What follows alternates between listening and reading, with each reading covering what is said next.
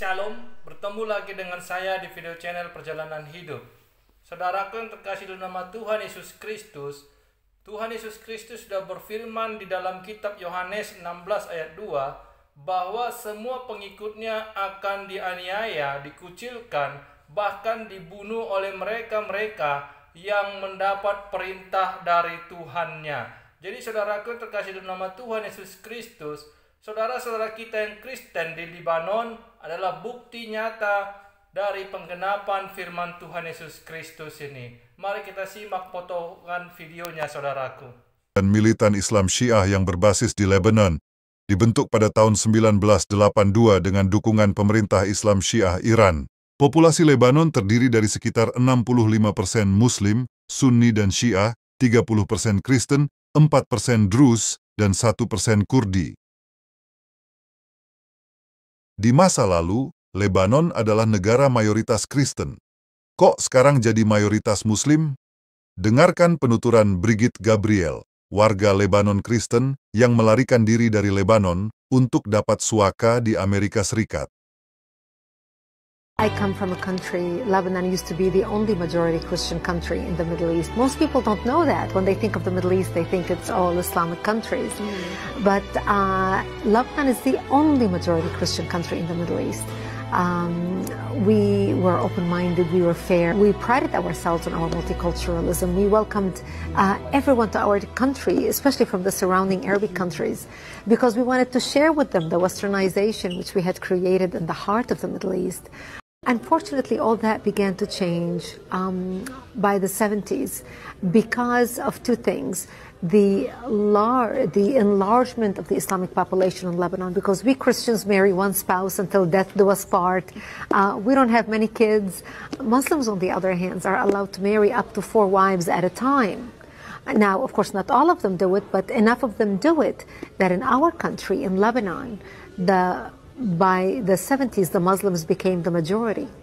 And once they became the majority, they started massacring the Christians and killing the Christians. They wanted to basically use Lebanon as a base from which to fight Israel, kill the Jews and drive them into the sea, using Lebanese democracy and Lebanese open-mindedness and tolerance to do exactly that. And that's really when my world turned upside down and it changed.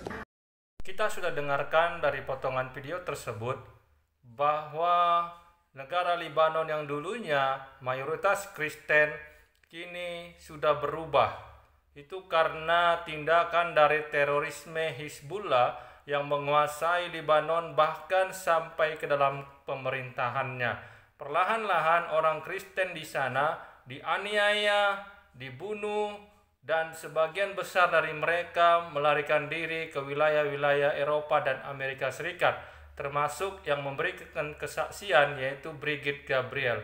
Saudara terkasih dalam nama Tuhan Yesus Kristus, penggenapan firman Tuhan dari Yohanes 16 ayat kedua tadi, di mana bahwa pengikut Kristus akan mengalami aniaya, bahkan dibunuh oleh mereka-mereka yang mendapat perintah dari Tuhannya, itu pasti terjadi dan itu akan dialami oleh semua orang Kristen di dunia. Pertanyaannya, saudaraku, mereka-mereka yang sedang mengalami aniaya tetap kuat dengan imannya kepada Yesus Kristus.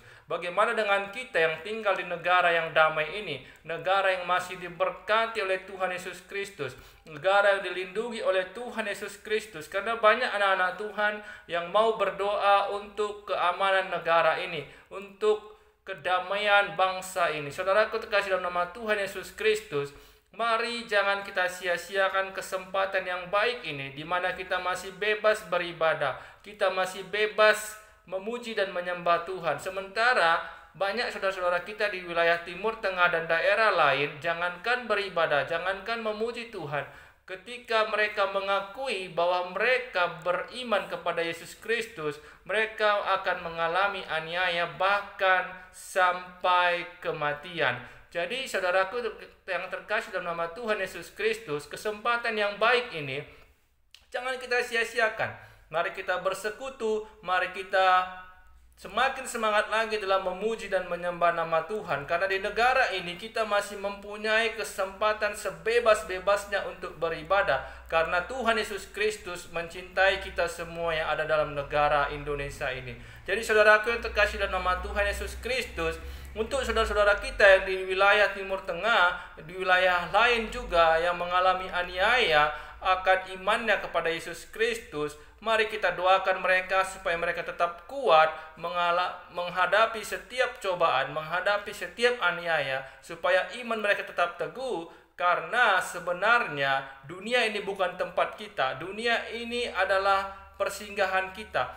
Sehingga dunia ini yang sudah dikuasai oleh si jahat, yang dikuasai oleh si iblis, mampu melakukan apapun untuk menghancurkan keimanan kita. Karena iblis tahu bahwa orang-orang Kristen sudah mendapat jaminan keselamatan untuk hidup kekal, sementara iblis tidak mendapatkan jaminan itu. Iblis sudah diklaim akan mendapat kebinasan kekal, kematian kekal di dalam api neraka untuk selama-lamanya. Jadi iblis tidak suka. Maka iblis yang sudah menguasai dunia ini memakai manusia-manusia yang bisa mereka peralat untuk memusnahkan kekristenan dari dunia ini. Jadi saudaraku yang terkasih dalam nama Tuhan Yesus Kristus, mari kita sama-sama berdoa, kita perkuat iman dan percaya kita kepada Tuhan Yesus Kristus, Allah pencipta semesta alam dan segala isinya, yang menjadikan segala sesuatu dalam kehidupan ini. Biarlah kita